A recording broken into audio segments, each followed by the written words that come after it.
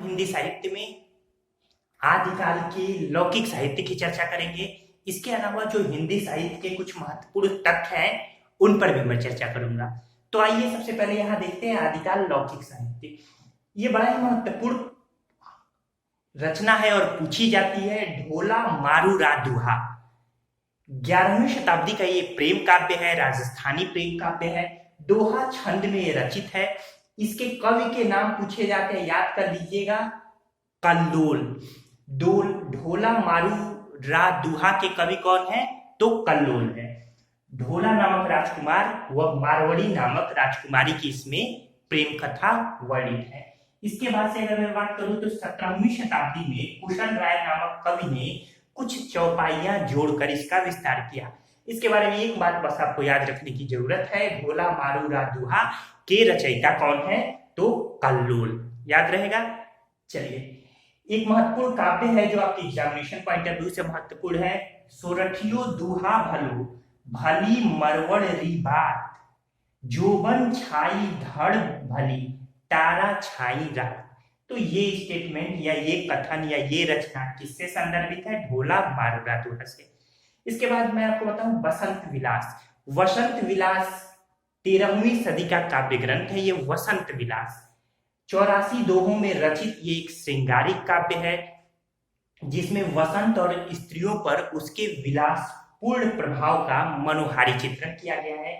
इसका संपादन सर्वप्रथम वसंत विलास का किसने किया था? ये महत्वपूर्ण है। तो केशवलाल हर्षाद राय ने किया था। याद रहेगा, केशवलाल हर्षाद राय ने वसंत विलास का सर्वप्रथम संपादन किया था। इसमें भी एक महत्वपूर्ण काव्य है, इड़ पर कोयली कूजई पूजई युवती मड़ोर, विधुर वियोगिनी धूजई कूजई मयर किशोर। याद रहेगा। चलिए ठीक है, ये थोड़ा थोड़ा आप स्मरण में रखिए ताकि अगर परीक्षा में पूछ दे कि ये काव्य किस ग्रंथ से लिया गया, किस रचना से, तो आप सही कर सके। तो इस तरीके से ये दोनों रचना मैंने बताई, ढोला मारूरा दुहा और वसंत विलास। ये जरूर याद रखिएगा, ढोला मारूरा दुहा की रचना किसने की थी? याद कर लीजिए अभी, कल्लोल। याद हो गया।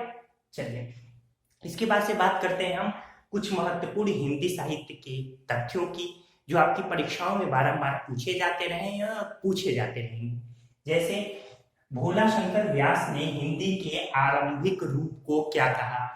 तो इन्होंने अवहट्ट कहा। अवहट्ट दरअसल पहले भी मैंने अपने लेक्चर्स में जिक्र किया है, जब संस्कृत से प्राकृत यानी संस्कृत अपने परमार्जित रूप में प्राकृत में तब्दील हुआ, फिर ये पाली से होकर गुजरा, पाली के बाद से ये अपभ्रंश रूप में आया। अपभ्रंश रूप एक भ्रष्ट भाषा के रूप में, जैसे बहुत सारे शब्द, जैसे बड़ा श जो है वो था ही नहीं, सौ की तरह उच्चारण होता था। अब धीरे धीरे ये शुद्धता धीरे धीरे यानी जो वर्तमान हिंदी अपने रूपों में दिख रही है, धीरे धीरे उस ओर अपभ्रंश अग्रसर हुआ। तो यही जो अपभ्रंश का परवर्ती रूप है वही क्या है? अवहट्ट है। तो आप इसको दूसरी भाषा में भी कह सकते हैं, कई रूपों में इसको डिफाइन किया जाता है।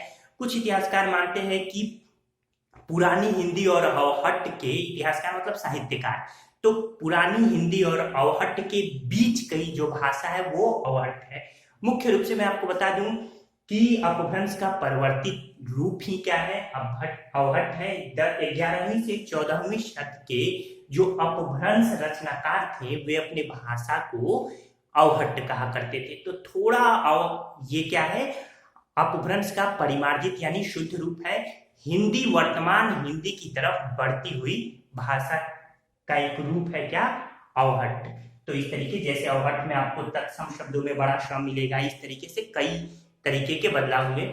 जब मैं मुख्य परीक्षा में एक एक प्रश्न लेकर और उसके उत्तर सहित की उत्तर कैसे लिखे उस पर चर्चा करूंगा, तो पूरी और श्रृंखला इसमें बताऊंगा। जैसे प्रश्न ये रहेगा कि जैसे अवहट्ट से आप क्या समझते हैं, इसकी विशेषताओं पर या काव्यगत या शिल्पगत विशेषताओं पर प्रकाश डालिए। तो इस तरीके से जो मुख्य परीक्षा में हिंदी से प्रश्न पूछे जाते हैं उसका उत्तर लिखना भी मैं सिखाऊंगा। पर उत्तर कब लिख पाएंगे? जब कॉन्सेप्ट होगा तभी तो। इसलिए पहले मैं पूरा कॉन्सेप्ट दे रहा हूँ, पूरा हिंदी साहित्य का इतिहास कॉन्सेप्चुअल रूप में 25-30 लेक्चर में लगेगा, हो सकता है इससे ज्यादा भी हो। पहले मैं इसे समाप्त करूंगा। आइए आगे बढ़ते हैं। अगर अब तक आपने हमारे पुराने लेक्चर्स नहीं देखे हैं ना, तो पहले उन्हें देख लीजिए, बेहतरीन आपके दिमाग में कॉन्सेप्ट होगा, नोट्स बनाइए उनका। आदिकाल का आरंभ मुंज या भोज के समय से मानने वाले विद्वान आचार्य रामचंद्र शुक्ल। दोनों प्रश्न याद रहेगा। भोला शंकर व्यास ने हिंदी के आदि का आरंभिक रूप को क्या कहा? अवहट्ट कहा है। आदिकाल का आरंभ मुंज या भोज के समय से मानने वाले विद्वान आचार्य रामचंद्र शुक्ल। फिर आदिकाल के लिए अपभ्रंश कालह जातीय साहित्य का उदय। फिर सुन लीजिए, आदिकाल के लिए अपभ्रंश कालह जातीय साहित्य का उदय। नाम प्रस्तावित करने वाले विद्वान डॉक्टर बच्चन सिंह। अगला है, अपभ्रंश भाषा में कितने प्रकार के बंध पाए जाते हैं? 3 प्रकार के बंध। कौन कौन? दोहा बंध, यानी दोहा की का सर्वप्रथम जन्म ही अपभ्रंश में हुआ था, तो अब दोहा अपभ्रंश की बड़ी विशिष्ट विशेषता है। इसके बाद दूसरा है पद्दड़िया बंध। पद्दड़िया यानी पद्दरी कहिए, पद्वरी कहिए या पद्वरी कहिए। तो जो 16 मात्राओं का मात्रिक छंद होता है, मात्रिक छंद के बारे में डिस्क्रिप्शन में आपको लिंक मिल जाएगा, मैंने पूरा मात्रिक छंद के बारे में वीडियो बना रखा है, आप उसे देख लीजिए। तो 16 मात्राओं का जो मात्रिक छंद होता है वही क्या होता है? पद्दड़िया। क्योंकि अब अपभ्रंश भाषा में रचनाएं तो ज्यादा की नहीं जाती और दोहा को हिंदी भाषा की रचनाओं में यानी वर्तमान व्याकरण रूप में ले लिया गया है। इस तरीके से पद्दड़िया बंध में अब रचनाएं लेखकों द्वारा या रचनाकारों द्वारा नहीं की जाती। तो पद्दड़िया बस यूं समझिए कि 16 मात्रा का मात्रिक छंद। तीसरा है गेय पद, यानी गाए जाने वाले योग्य जो काव्य है वो गेय पद काव्य या गेय पद पद्य कहलाते हैं। तो अपभ्रंश के 3 बंध आपने देख लिए। इसके बाद है दोहा या दोहा अपभ्रंश का अपना छंद है, उसी प्रकार जिस प्रकार गाथा प्राकृत का अपना छंद है। ये कथन किसने कहा था? महत्वपूर्ण कथन है, परीक्षाओं में पूछे जाने योग्य। ये हजारी प्रसाद द्विवेदी जी ने कहा था। फिर सुन लीजिए, दोहा या दोहा अपभ्रंश का अपना छंद है, उसी प्रकार जिस प्रकार गाथा प्राकृत का अपना छंद है। हजारी प्रसाद द्विवेदी जी ने कहा था।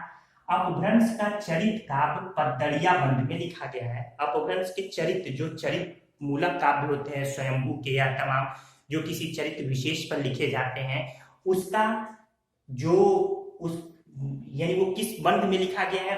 मूल रूप से वो पद्दड़िया बंध में लिखा गया है। प्रश्न महत्वपूर्ण है।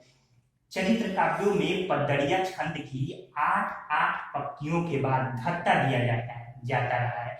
यानी धत्ता यानी एक प्रकार समझिए कि रुकावट, जिसे कड़वक कहते हैं। याद कर लीजिएगा, कड़वक क्या है? तो चरित्र काव्यों में अपभ्रंश के जो चरित्र काव्य है उसमें पद्दड़िया छंद की 8 पंक्तियों के बाद धत्ता दिया जाता है, जिसे कड़वक कहा जाता है। अगला है कवि भुआल 10वीं शताब्दी के थे। तो कवि भुआल हिंदी के प्रथम कवि हैं जिन्होंने दोहा चौपाई छंद में भागवत गीता का अनुवाद किया। याद रहेगा। चलिए कि हिंदी के प्रथम कवि जिन्होंने दोहा चौपाई छंद में भगवत गीता का अनुवाद किया, तो 10वीं शताब्दी के कवि भुआल। इसके बाद आदिकाल को अनिर्दिष्ट लोक प्रवृत्ति का युग किसने कहा है? आचार्य रामचंद्र शुक्ल। और निर्दिष्ट लोक प्रवृत्ति का युग आचार्य रामचंद्र शुक्ल। अगला है आदिकाल को अत्यधिक विरोधी और व्याघातों का युग किसने कहा है? फिर से सुन लीजिए, आदिकाल को अत्यधिक विरोधी और व्याघातों का युग किसने कहा है? हजारी प्रसाद द्विवेदी जी ने। ये सब प्रश्न पूछे जाते रहे और पूछे जाते रहेंगे, विशेषकर यूजीसी नेट के लिए बड़े महत्वपूर्ण है। बाकी जो टीजीटी पीजीटी ये सब परीक्षा है उसमें भी पूछे जाते हैं। नेक्स्ट है कि हजारी प्रसाद द्विवेदी व रामविलास शर्मा अपभ्रंश को हिंदी से पृथक मानते हैं। दे देगा कि निम्नलिखित में कौन अपभ्रंश को हिंदी से पृथक मानता है। इन दोनों लोग का नाम याद रखिए, हजारी प्रसाद द्विवेदी और रामविलास शर्मा। अवहट्ट मैंने आपको बता ही दिया, संस्कृत से अवहट्ट का ये सफर भी मैंने बता दिया। फिर कुछ रचनाओं और उनके रचनाकारों के नाम देख लेते हैं जो आदिकाल से संबंध रखते हैं। वैसे तो मैंने बहुत सारे बता दिए अब तक, वो पूरा देख लीजिए हर एक वीडियो, लेकिन कुछ जो छूटे रह गए हैं और महत्वपूर्ण है उनकी चर्चा यहाँ लाजमी है। हरिचरित्र के रचनाकार लालच दास, याद रहेगा, हरिचरित्र के लालच दास। नल दमयंती कथा के रचनाकार तो व्यास कवि। फिर से सुन लीजिए, नल दमयंती कथा व्यास कवि। अगला है बेली कृष्ण रुक्मणी री। फिर सुनिए, बेली कृष्ण रुक्मणी री, पृथ्वीराज हैं। फिर अक्षर द्वीपोपदेश, अक्षर द्वीपोपदेश के रचनाकार डोंगभीपा, याद रहेगा, ये है, दिख रहा होगा आपको, डोंगभीपा, अक्षर द्वीपोपदेश। फिर भाषा सर्वेक्षण के रचनाकार ग्रियर्सन हैं। राउरवेल के रचयिता कौन है? तो ये काव्यात्मक, ये शिल्पात्मक जो काव्य है ये रोडा है, याद रखिएगा, राउरवेल के रोडा। फिर कुंवल यमाला कथा के रचनाकार उद्योतन सूरि है, 9वीं सदी के ये है, उद्योतन सूरि। फिर जिन कुशल सूरि पट्टाभिषेक रास, फिर से सुनिए, जिन कुशल सूरि पट्टाभिषेक रास के रचयिता कौन है? तो धर्म कलश मुनि है। इसके बाद जम्बू स्वामी रास के रचयिता धर्म सूरि हैं। अगला है कलिकाल सर्वज्ञ के रचयिता हेमचंद्र है। तो ये जितनी भी महत्वपूर्ण रचनाएं ये मैंने बताई। एक और प्रश्न यहाँ पे है कि सहजिया संप्रदाय के प्रवर्तक कौन है? तो सरहपा है। इसी सहजिया संप्रदाय से फिर अपभ्रंश और अवहट्ट, फिर इसी तरह नाथ साहित्य, इसी तरीके से नाथ साहित्य की और सिद्ध साहित्य की रचनाएं मुख्य रूप से अपभ्रंश में हुई थी। इसके अलावा अवहट्ट, चूंकि ये 10वीं से 13वीं 14वीं शताब्दी के बीच की ही ये नाथ और सिद्ध है, इसलिए अपभ्रंश और अवहट्ट दोनों में रचनाएं मिलती हैं। ये सहजिया संप्रदाय यानी सहजिया से ही आगे की परंपरा है। तो इस तरीके से आप स्क्रीनशॉट ले लीजिए, मैंने ये देख लीजिए। तो पूरा आपको मैंने ये बता दिया। आदिकाल का एक और लेक्चर आपके सामने होगा जिसमें कुछ महत्वपूर्ण उक्तियों की मैं चर्चा करूंगा, स्टेटमेंट कथन की, किसका कथन क्या क्या है, कौन सी कुछ महत्वपूर्ण जो पंक्तियां पूछी जाती है आपकी परीक्षा में, इस पर अगला लेक्चर रहेगा।